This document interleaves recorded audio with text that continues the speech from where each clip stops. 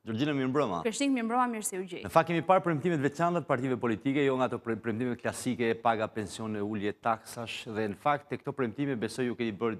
ato studimet tuaja. Po, është e vërtetë, ju në fakt i përmendët premtimet që unë kam sjellë ditën e sotme, janë disa karakteristika që i veçojnë këto premtime si të veçanta, për shembull mund kemi përdorimin e teknologjisë apo premtime që duken shumë radikale apo premtime që i adresohen vetëm një grupi të caktuar, apo nga ana tjetër dhe premtime që duken si të pamundura. Megjithatë, Krishtik, duhet theksojmë që çdo premtim pra në thelbin e tij ka një vlerë të mirë, pasi kjo për shkak se unë dua të besoj që ato të cilët i kanë hartuar duan një Shqipëri më të mirë, por nga ana tjetër shihen edhe në këndin e ofertës pra për të tërhequr sa më shumë vota dhe për të qenë joshse. Unë kam sjell 3 grafik ditën e sotme, ku në grafikun e parë do të diskutojmë për premtimin e lëvizjes bashk, i cili referohet pra çlirim për prindërit dhe mundësi për fëmijët, një premtim që flet pra qëllimi i lëvizjes bashk në këtë rast të shprehur në programin e tyre, thotë që fëmijët duhet të qëndrojnë në shkollë deri në orën 17 duke u shkarkuar prindërve barrën financiare dhe të tjera angari. Unë dua të theksoj që ky në thelb është një premtim i mirë, megjithatë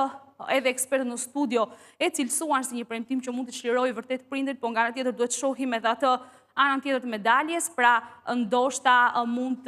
t'i privoj fëmijët nga njëra anë përkon me prindrit ose mund të zhvillojë fenomene që dihen në Shqipëri, pra siç është rasti i bullizmit. Megjithatë, qofse institucionet arsimore do të funksiononin ashtu siç duhet, pra në vendin tonë, ky premtim pra mund të marrë pra një rrjedhë të mirë dhe mund të jetë i dobishëm si për nxënësit, ashtu edhe për prindrit. Megjithatë, le të vijojmë ta trajtojmë pra këtë premtim ashtu siç në këtë rubrik Scanintel bën. Atëherë, nëse orari zgjatet me 4 orë, pra ku zakonisht në Shqipëri mesatarisht procesi mësimor fillon nga ora 8 deri në orën 1, nëse zgjatet 4 orë çdo ditë, pra nga ora 13 deri në orën 17, dhe ka rreth 190 ditë shkollë mesatarisht pra përgjatë një viti shkollor, mesatarisht themi që 4 orë për këto 190 ditë kemi 760 orë shtesë në vit. Nëse këtë e përpjestojmë pra me 6 orë mesatarisht pra që qëndron pra një fëmijë në shkollë, themi që kjo pra mund të shtohet në rreth 126 ditë më shumë Krishtik në shkollë, dhe nga ana tjetër ose rreth 5 muaj pra e shprehur kështu në muaj.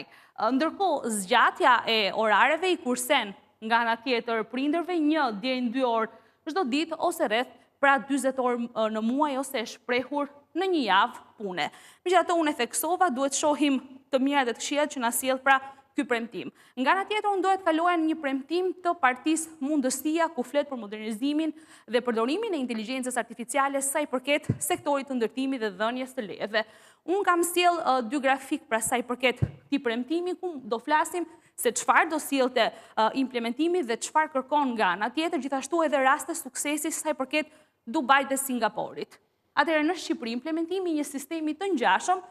me Singaporin dhe Dubain do të kërkonte një infrastrukturë teknologjike, një trajnim të stafit dhe nga ana tjetër vullnet politik, është ajo që unë përmenda që në fillim pra çdo premtim në thelb është i mirë, por qasja dhe rruga që çojnë deri në implementimin dhe realizimin e këtyre premtimeve duhet jetë ajo e duhura në mënyrë pra që të realizohet. Përfitimet nëse do të implementohej pra ky premtim do ishte transparencë, çka do çonte në reduktimin e ndërhyrjeve subjektive dhe favorizimet. Pra korrupsionin e thënë në një mënyrë tjetër, efikasitet, pra do të përshpejtonte procesin e miratimit të lejeve dhe nga ana tjetër siguri, monitorim në kohë reale dhe do rriste sigurinë në kantier. Unë do doja të kaloj te grafiku i dytë për të parë se cilat kanë qenë përfitimet në vendet që është implementuar dhe Partia Mundësia i referohet, pra Singaporit dhe Dubait, dhe kemi reduktimin e kostove të ndërtimit deri në 20% në Emiratet e Bashkuara Arabe. Kemi kursimet vjetore deri në 1.8 miliard dollar për industrinë e ndërtimit po në Emiratet e Bashkuara Arabe, reduktimin e kostot të testimit të materialeve nga 4 ditë vetëm në 8 minuta, pra materialeve që përdoren për ndërtim nga ana tjetër që çojnë në sigurinë e ndërtesave, duke rritur pra efikasitetin me 650%, ndërkohë nga ana tjetër kemi reduktimin e kostë të projekteve deri në 54%. Pra duke marrë në konsiderat të gjithë ndërtimet që mund të ketë një vend dhe inteligjenca artificiale i përmbledh, mund të jap leje të ndërtimit të vende të caktuar të cilët nuk prishin as strukturën e qytetit, e thënë kështu, dhe nga ana tjetër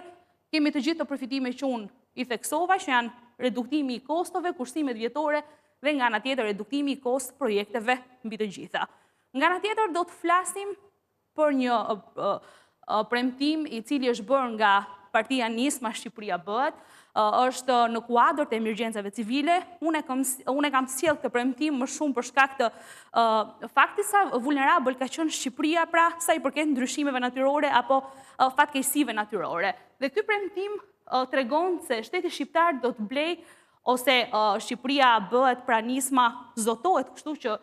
nëse fiton, pra nëse është e fituar në zgjedhjet 11 majit, do të blej brenda 12 muajve të parë të mandatit qeverisës një avion zjarfikës të tipit Canadair pra CL-415 Kreshnik. Por sa në të vërtetë do t'i kushtoj shtetit shqiptar kjo dhe çfarë karakteristikash ka pra ky avion? Ka një kapacitet ujë prej 6137 litra. Koha e mbushjes nëse mbushet në total depozita, kërkon një kohë prej 12 sekondash, çka i bie rreth 500 litra për sekond. Pra mbushja, shpejtësia maksimale është 359 km për orë, nga ana tjetër gjatësia e fluturimit në mbushje është mbi 2400 km dhe ekuipazhi prej 2 personash, çka qofse ky premtim do të realizohet, sipas kostove të këtij avioni pra të marra nga artikuj të ndryshëm, thuhet se një avion pra CL-415 i gjeneratës së re ka një kosto nga 35 deri në 40 milion euro në varësi të konfigurimit dhe marrëveshjeve dypalshe. Dhe nga konfigurimi dhe marrëveshjet dypalshe, gjithashtu varet edhe koha që një shtet pra mund ta ketë këtë avion për ta përdorur në varësi të emergjencave civile, kryesisht zjarreve, duke marrë në konsiderat që Shqipëria kohët e fundit është shprekur shumë nga ky fenomen. Kreshnik? Dhe në fakt do të shoj një element që në buxhetin e afatmesëm është përcaktuar blerja një Air Tractor që është i ngjashëm, sigurisht varietet ndryshojnë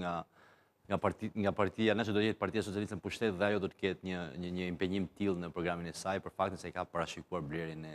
një avioni për emergjenca civile. Gjorgjina, të falenderoj shumë dhe besoj ditën e hënë do të ritakohemi bashkë. Faleminderit ju, Kreshnik, natën e mirë.